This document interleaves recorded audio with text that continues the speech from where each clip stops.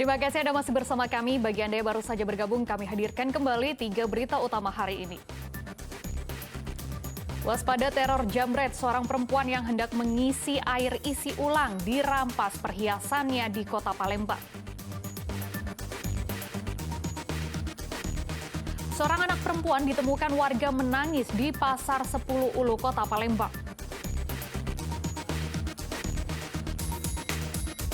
Warga kota Palembang kembali dibuat pusing dengan harga mahalnya cabai di pasaran.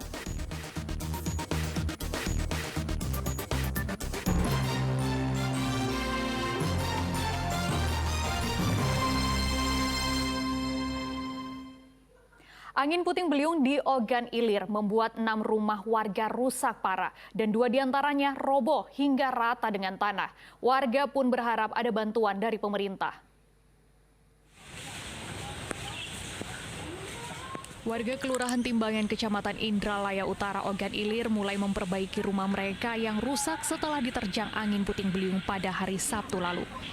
Dalam musibah tersebut, 6 rumah warga rusak parah, 2 diantaranya roboh hingga rata dengan tanah. Rumah warga umumnya mengalami kerusakan pada bagian atap. Bencana angin puting beliung yang terjadi pada Sabtu sore itu berlangsung sangat cepat. Warga sendiri mengaku sempat terjebak di dalam rumah hingga tertimpa reruntuhan bangunan. Akibatnya sejumlah warga menderita luka ringan. Kayak hujan tuh, hujan SC itu nah. Sebelum angin itu. Nah, sesudah hujan es itu baru angin kuat. Langsung rata rumah. Tak salah. Jadi sekarang ini barang-barang sudah diselamatkan? Sudah, barang-barang sebagian sudah diselamatkan. Sebagiannya sudah hancur. Sekarang tinggal di mana, Pak? Tinggal tempat Pungto dulu. Terbang, nggak tahu lah kemana terbangnya. Terus itunya ngelingkup, tempat tidur anak aku tuh ngelingkup cak itu nih. Kalau ruang tengah utuh, Bu ya? Iya. Ada bantuan belum, Bu, dari pemerintah? Belum, nggak kate kan? Belum ada. Iya, belum. Ya, kami tuh ya, biar supaya apa tuh bisa berteduh, nah itulah. Ya. Sejumlah warga yang rumahnya roboh memilih untuk mengungsi. Warga pun kini hanya berharap segera ada bantuan dari pemerintah Ogan Ilir. Dedi Ruansyah melaporkan dari Kabupaten Ogan Ilir. Warga Palembang kembali dibuat pusing dengan mahalnya harga cabai di pasaran. Akibatnya pendapatan pedagang pun menurun drastis hingga 50% karena sepi pembeli. Sudah hampir sepekan ini harga cabai di kota Palembang terus merangkak naik. Harga cabai merah keriting tembus Rp65.000 per kilogram dari sebelumnya di harga Rp48.000 per kilogram. Sedangkan untuk harga cabai rawit hijau yang semula Rp35.000 per kilogram naik menjadi Rp40.000 per kilogram. Cabai rawit merah atau cabai setan berada di harga Rp60.000 dari sebelumnya Rp55.000 per kilogram. Diduga naiknya harga cabai ini disebabkan karena beberapa sentra pertanian cabai masih dilanda kekeringan. Mahalnya harga cabai tidak hanya dikeluhkan pembeli, namun juga para pedagang yang mengaku sepi pembeli.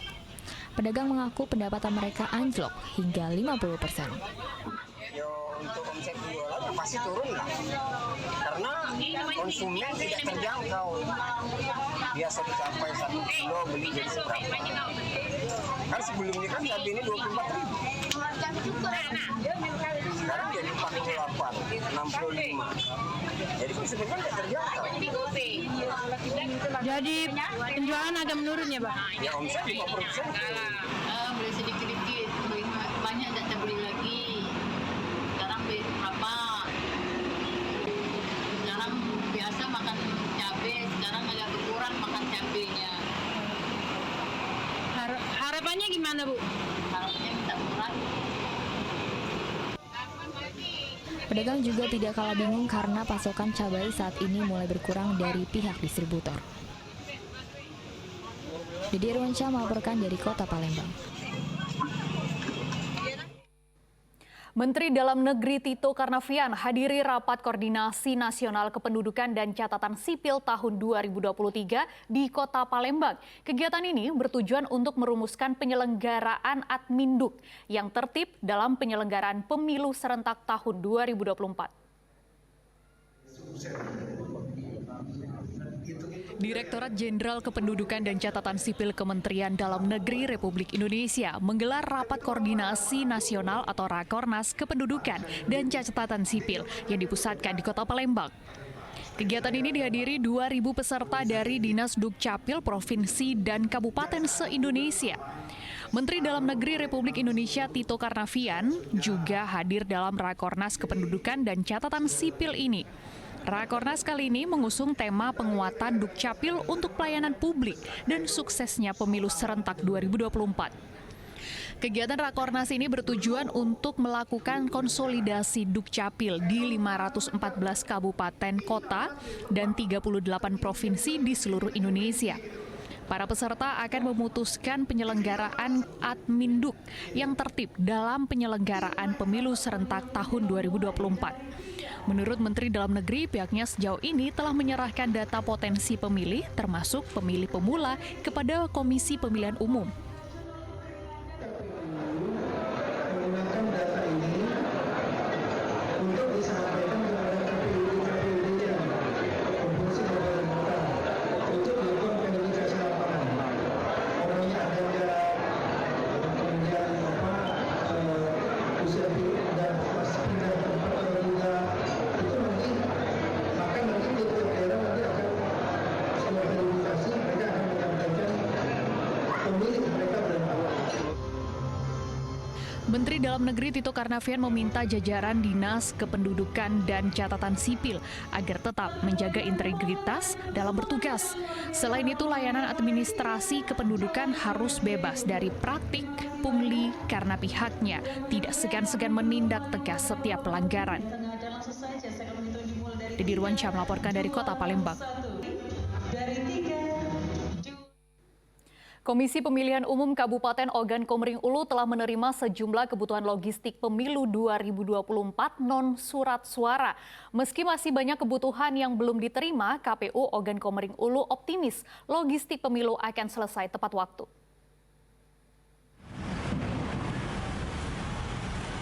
Komisi Pemilihan Umum Kabupaten Ogan Komering Ulu saat ini telah menerima 1.995 kotak suara dari 6.125 kotak suara yang dibutuhkan. Semua kotak suara saat ini berada di gudang logistik pemilu milik KPU Ogan Komering Ulu. Selain kekurangan kotak suara, KPU Kabupaten Ogan Komering Ulu juga masih menunggu pengiriman 4.998 bilik suara yang dibutuhkan.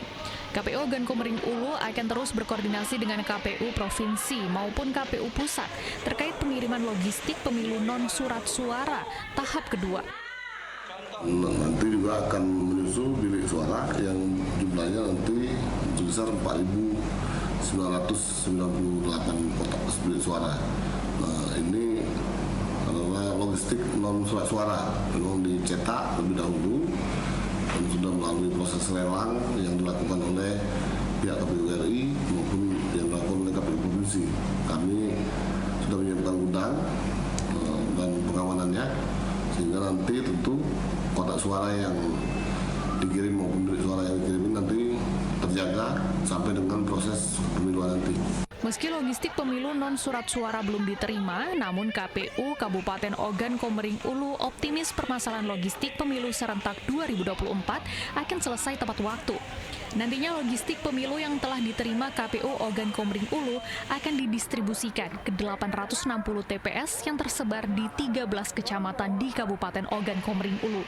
Dedi Ruansyah melaporkan dari Kabupaten Ogan Komering Ulu.